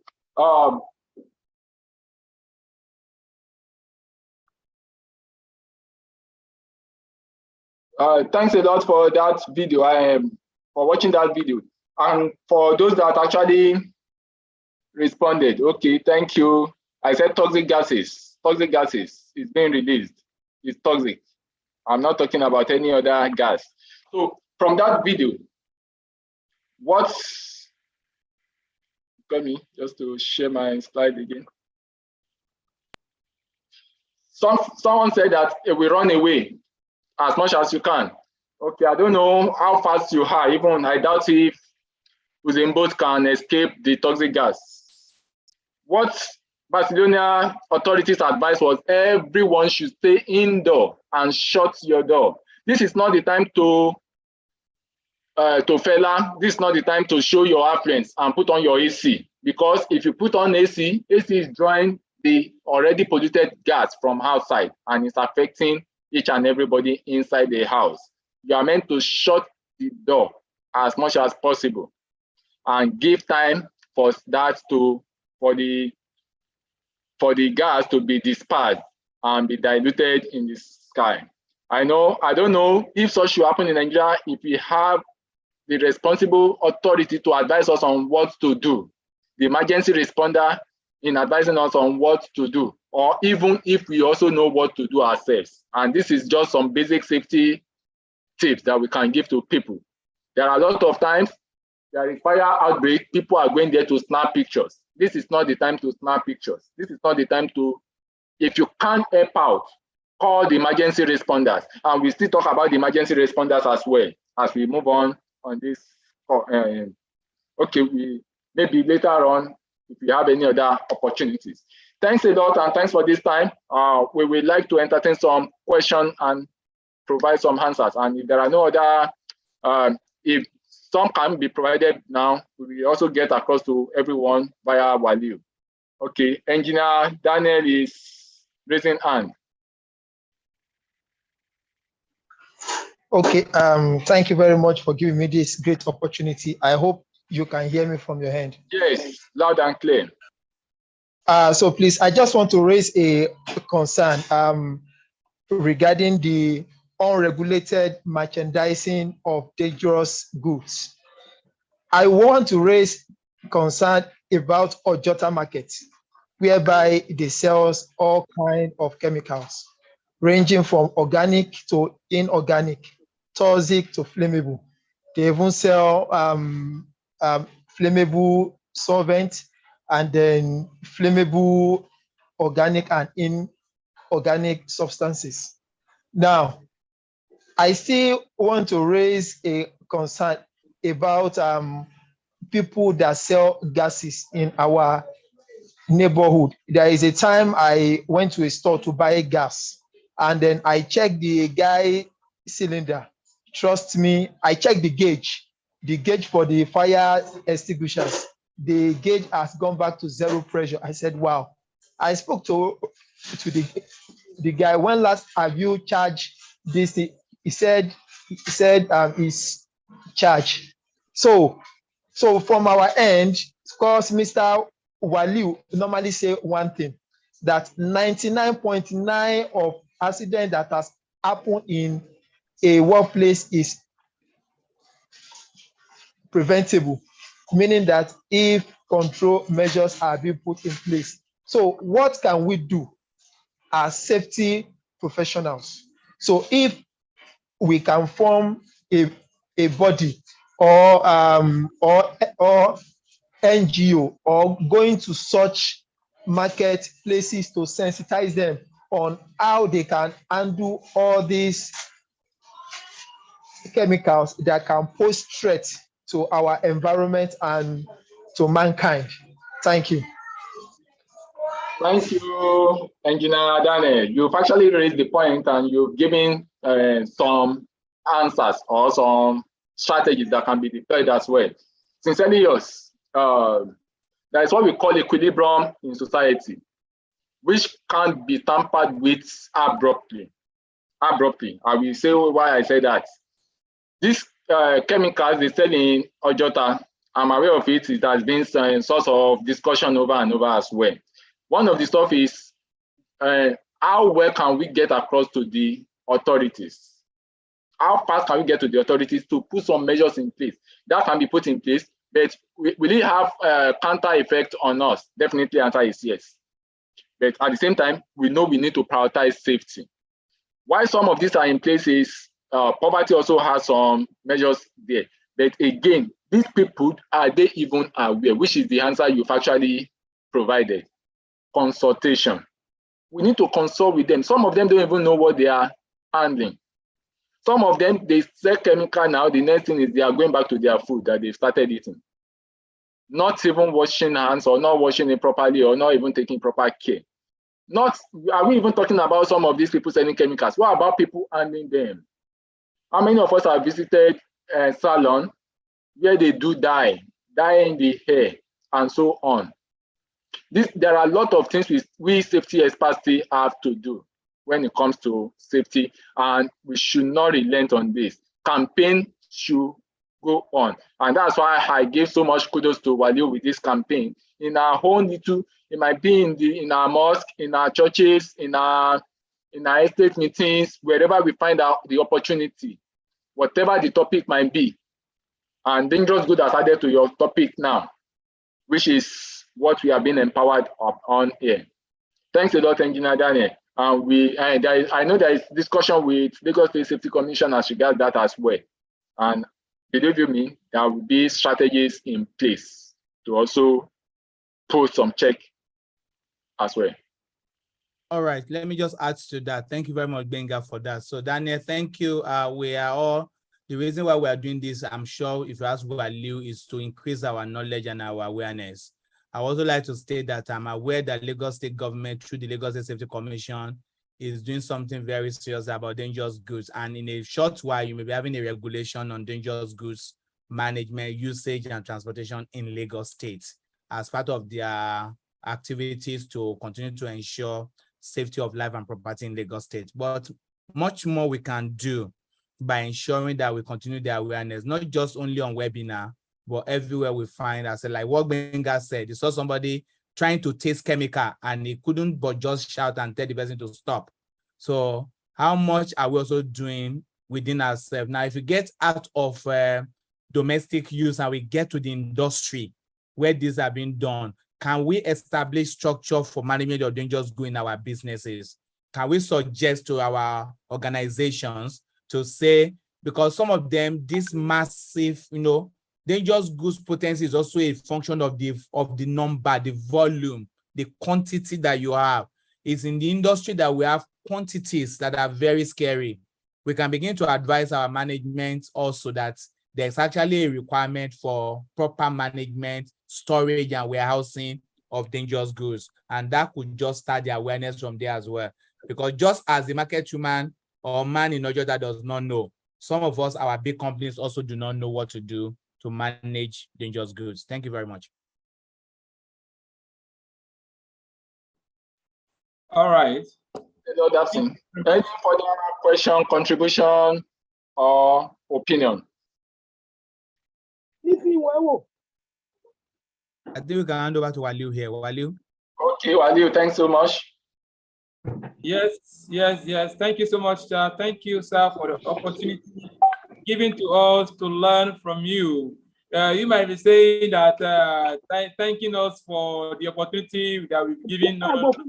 To me, you are the one who has given us the opportunity to learn from you, and we appreciate this knowledge. Talking about the engineer Saiki talked about the Ojota market. I remember that I specifically made a video concerning Ojota market, because I think it was after the Beirut explosion that I did that particular video, and it's still on my YouTube channel. And I remember that we also did a podcast. There was a time that we used to do podcast, that is like a radio section. And if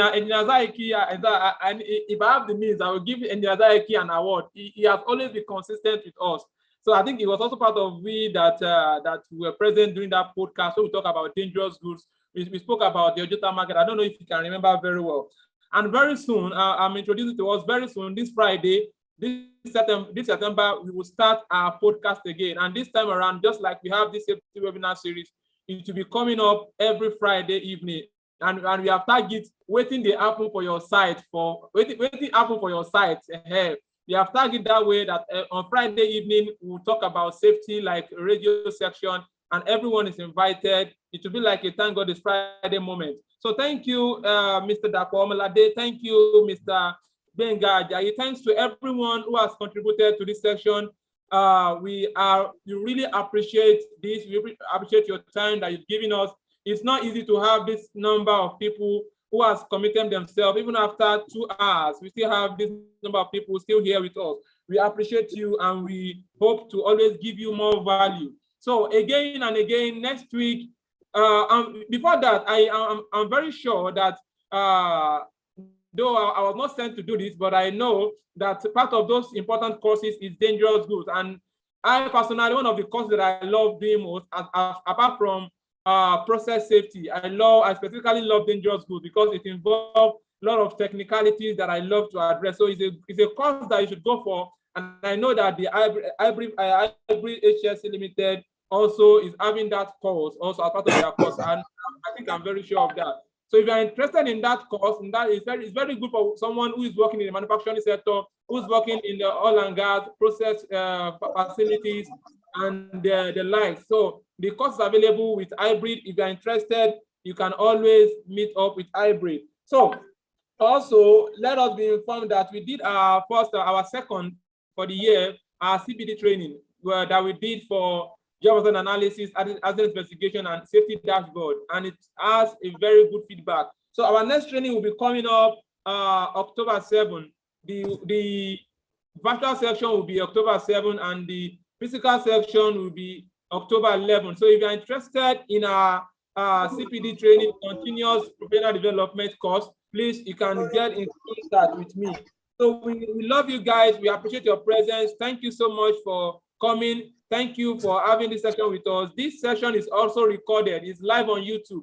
So you can go again and watch and to share to those who were not present in the course of this training. I can see so many professionals here, but it's this time already. It is 7 o'clock. Thank you again, my mentor that I'm always proud of every time, Mr. Dapo Omalade. Thank you so much. You've taken your time to come here. Even you just came back from where I can't specifically say the country, but you just came back. And even though some will say, okay, I want to rest for a week, blah, blah, blah, blah. But even though you just came back, I think yesterday or day before yesterday, you still made it up to us today. And we appreciate that, sir. We appreciate you. We appreciate your presence. Mr. Jengajai, we appreciate you for taking us through this process. And we love to have you again. You stop at class 6. And we still have like 3 more classes to go. So we believe that we'll still have another section again and again. Thank you so much, everyone. See you again next week. We are having this time around, we'll be having one of our women in safety, one of our top managers in safety will be training us again next week, Sunday. We appreciate you all. Thank you all. Thank you all. Thank you all. And God bless you. See you some other time. See you on Friday on our podcast. We will share the podcast for us. Make sure we are present on our podcast. Make sure let's talk about what happened on our site. Let us learn together. Every Friday, we have this podcast section. And on Sundays, we have this safety webinar, Zoom webinar series. Thank you all, and God bless you. Thank you, sir, Mr. Dapo Omalade. Thank you, Mr. Benga Ajayi. Thank you, Mr. Abanom. Thank you, Mr. Abiola. Thank you, Mr. Emmanuel. Edina Danzaki. Mukhtar. Mr. Daniel Vogt, always present. Mr. Ejiro, always present. Mr. Emmanuel, always present. Mr. Aziz, always, everyone, always present. Mr. Kiki, thank you for coming. Mr. Muhammad, always present. Mr. Moses, thank you for coming today. And everyone, I think this is the first side. The second side, let me see. I still have more names. I still have more names that I can keep mentioning. Everybody, thank you so much.